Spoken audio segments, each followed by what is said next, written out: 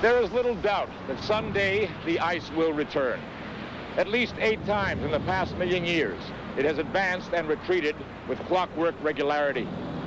If we are unprepared for the next advance, the result could be hunger and death on a scale unprecedented in all of history.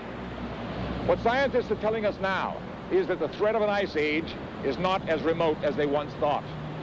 During the lifetime of our grandchildren, Arctic cold and perpetual snow could turn most of the inhabitable portions of our planet into a polar desert. In 1977, the worst winter in a century struck the United States. Arctic cold gripped the Midwest for weeks on end. Great blizzards paralyzed cities of the Northeast. One desperate night in Buffalo, 8 people froze to death in marooned cars. Pat Bushnell was on the road that night. Traffic just absolutely stopped. I was afraid of being stuck in the car all night long with the cold and the wind, running out of gas, and then what? I think that if we had to go through a real bad winter, just like we just went through, I think we'd have to think about moving someplace else. Move where? The brutal Buffalo winter might become common all over the United States. Climate experts believe the next ice age is on its way. According to recent evidence, it could come sooner than anyone had expected.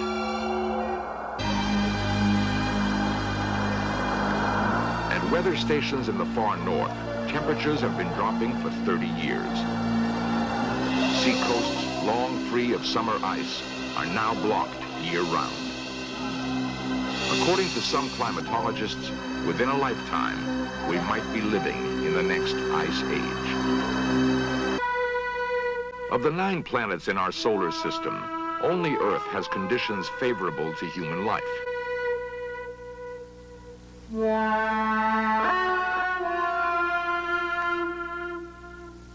Our existence depends on a delicate balance of climate.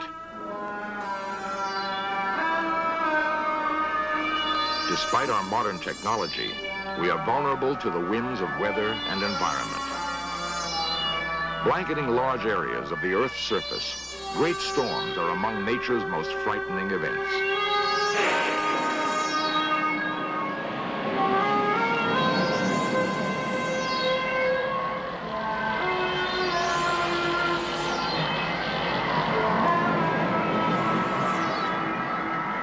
Uncontrollable tempests make us aware how fragile life on our planet really is.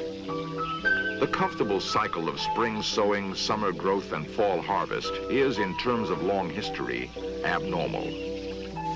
Only in the last 10,000 years has Earth enjoyed continuing warmth. Because of this, our population has exploded to 5 billion people.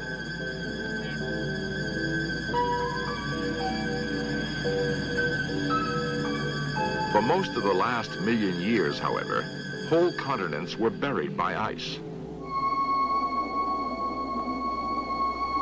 As recently as 18,000 years ago, a mile-thick sheet stretched down from the Arctic Circle and covered what is now Seattle, Chicago, and Boston. New York Harbor was choked with ice floes. Winters were cold and snowy down to the Gulf of Mexico. All that remains of the great glaciers that once covered North America are the ice caps of the Canadian Arctic.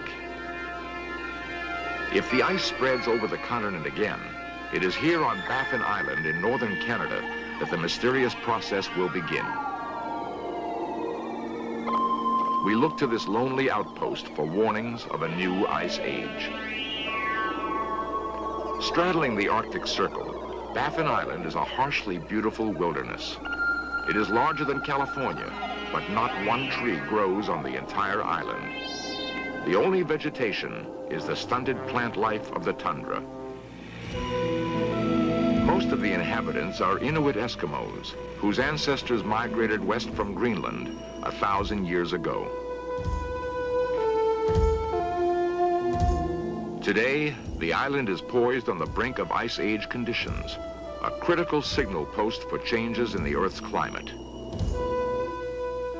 According to geologists, the last major ice age began on Baffin Island 115,000 years ago. Perpetual snow spread southward over the continents.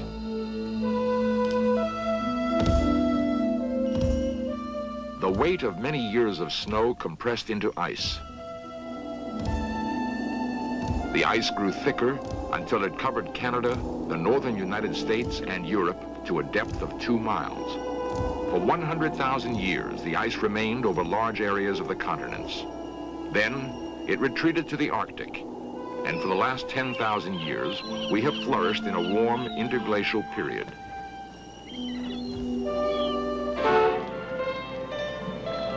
Our planet is crowded. What will we do when the fragile balance of climate shifts from today's abnormal warmth and the next ice age begins? One of the questions that I'm frequently asked is, when will this present warm interval end? And the best answer to that probably is that it has in fact already ended, and it ended 3,000 years ago right here on Baffin Island. Dr. Gifford Miller is a glaciologist from the University of Colorado. He's been studying the climate and glaciers of Baffin Island for the past 6 years. For the last 3,000 years, the summer temperatures have been getting colder, and the amount of precipitation, rainfall and snowfall has decreased, so that the conditions have been drier and colder. And at the same time, the glaciers have expanded. In the most recent expansion, which occurred between 300 years ago and the turn of the present century, the glaciers attained their most extensive positions that they had during the last 8,000 years. The summer of 1972 was one of the most severe summers on record, and the ice never melted that summer. And when I returned to Broughton Island, one of the local settlements here, talking to the Inuit people, and they could only tell me that their fathers had told them of a time when the ice hadn't gone out.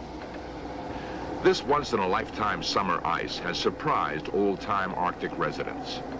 Ernie Sieber is superintendent of Baffin Island National Park and has lived in the Arctic for over 20 years.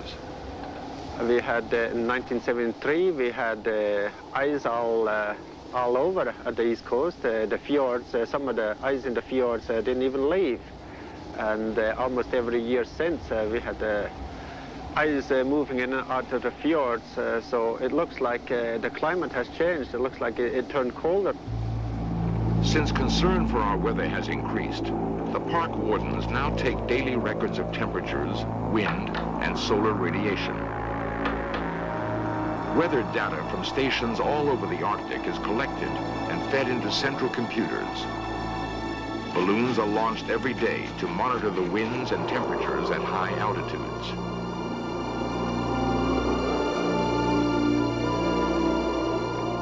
The data shows that average temperatures in the Arctic have fallen dramatically over the last 30 years. In most locations, the drop has been about 2 degrees centigrade. At that rate, the descent to ice age temperatures could take less than 200 years. It is not only the lonely Arctic that has cooled. The whole northern hemisphere is growing steadily colder. In Greenland, the snows of centuries have piled up on the largest ice cap in the northern hemisphere. Scientists have recently discovered evidence of a climatic catastrophe.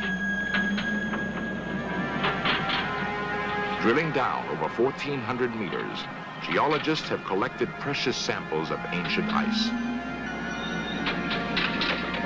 Some of it fell as snow over 100,000 years ago.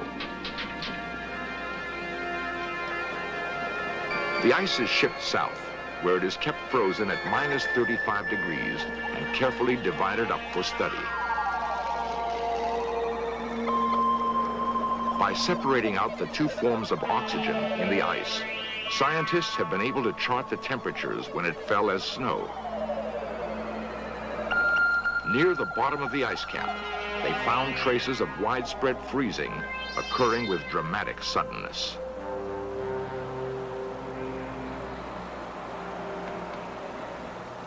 Dr. Chester Langway is chairman of the geology department at the State University of New York, Buffalo. We have evidence from the ice core studies that approximately 89,000 years ago, the global climate changed from one of greater warmth than today into one of glacial severity. It is possible that a tremendous volcanic event occurred, shielding the sun, cooling the Earth's temperatures, and thereby providing the explanation of the advancing glaciers. The significance of this catastrophic event is that within a 100-year period of time, that the glaciers could have re-advanced over the surface of the Earth. It is possible that we may enter into such a cold climate almost instantaneously in the very near future. If the climate does suddenly cool, will we survive the change?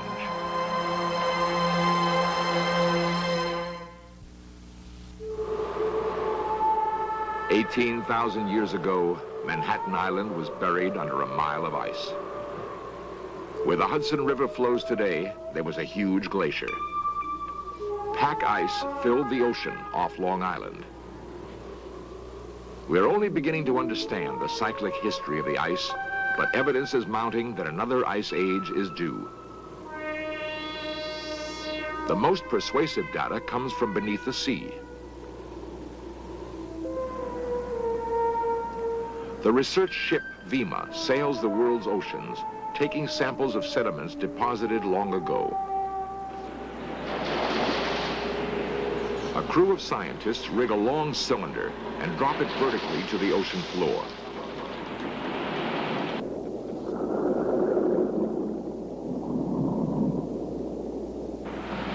The cylinder dredges up mud from the seabed in the form of long cores. The types of tiny fossils found at different levels in the core shows the sea temperatures of the past. Geologists have collected enough sea cores to form a detailed history of climate during the last million years. The cores are analyzed at the Lamont Doherty Geological Laboratory of Columbia University. Dr. James Hayes leads the research. The climatic record in these deep sea cores tells us that there have been 8 ice ages in the last 700,000 years. It also tells us when they have occurred. This provides us with a test of various theories of the ice ages. We now have a theory that tells us that changes in the shape of the Earth's orbit act as a pacemaker for the ice age succession. Since this theory can precisely predict when ice ages occurred in the past, which can be tested against these deep sea cores, it also can predict when ice ages will occur in the future. From this theory, we can say with confidence that we are currently heading toward another ice age. In the winter of 1976-77, one storm after another buried the Northeast under record amounts of snow.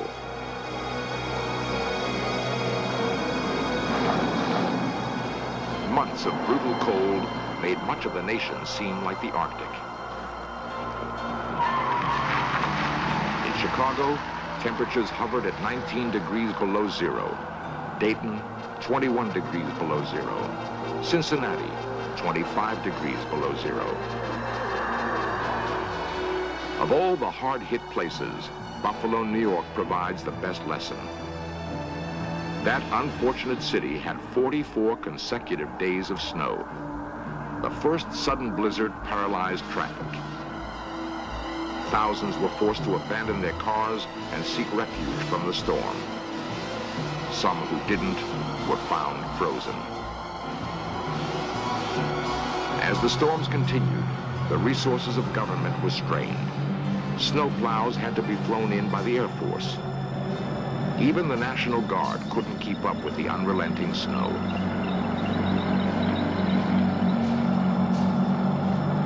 Just how long can a modern city hold out when whole regions are cut off from food and fuel? When the weather turns on us again, how thin is the margin between life and death?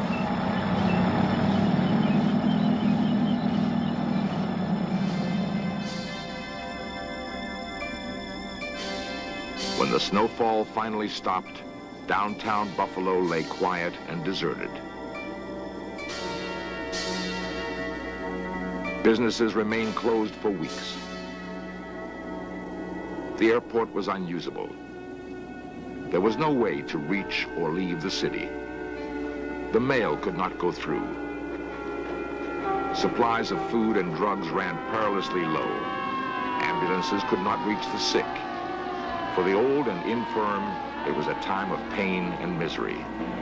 Suppliers of natural gas had to put emergency plans into effect, cutting off thousands of users.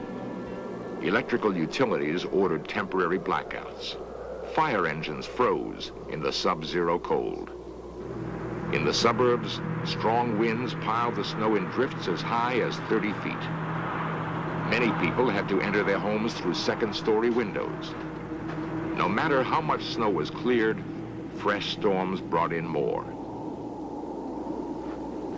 Snowmobiles, the only viable form of transportation, were pressed into emergency service.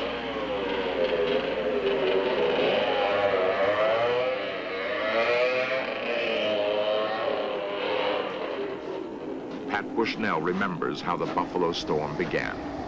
It was terrible. It was the worst winter that we have ever had around here. When I left work, knowing it was bad, but still thinking I could get home, gone maybe 3 miles from work and realized that the roads were closed at that point. You couldn't walk. The wind coming right off the lake at that point, it's right in downtown Buffalo, was so brutal that you just couldn't walk. So I sat for a while, just sat and waited in the car, and finally, realized that it was hopeless.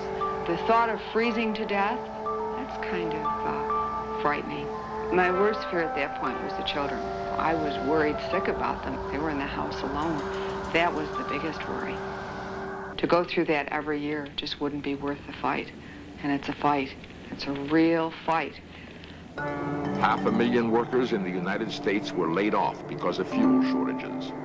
Hundreds died of illness made worse by the cold. Had the storms continued much longer, millions would have been in jeopardy for lack of food and fuel.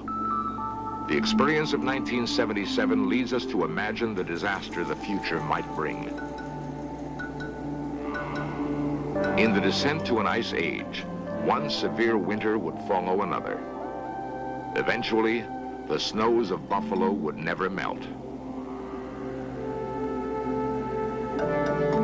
Increased demand for heating fuel would trigger an energy crisis beyond anything we can imagine. Winters in Dallas and Atlanta would grow cold and icy. Snows would blanket Southern California and northern Florida. The people of Mississippi and Alabama would have to contend with old-fashioned New England winters.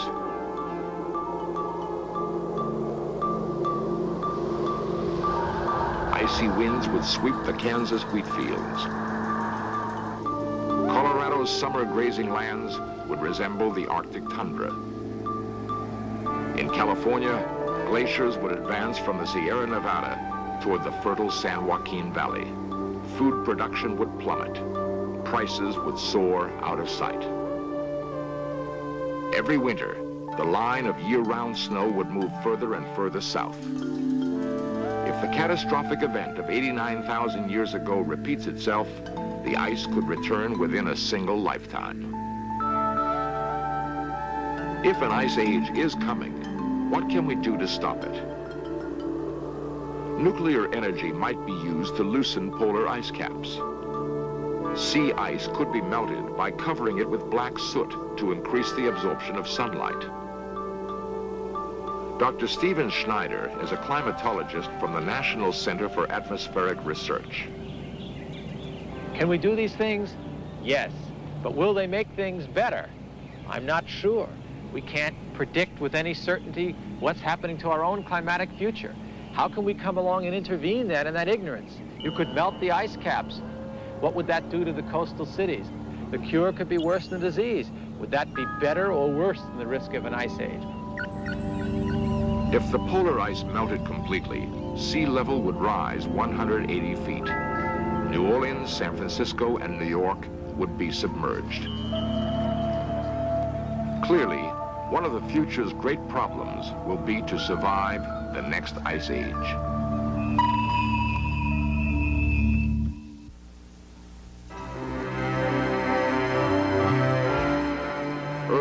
water, air, and ice comprise a delicate system in which everything is connected to everything else.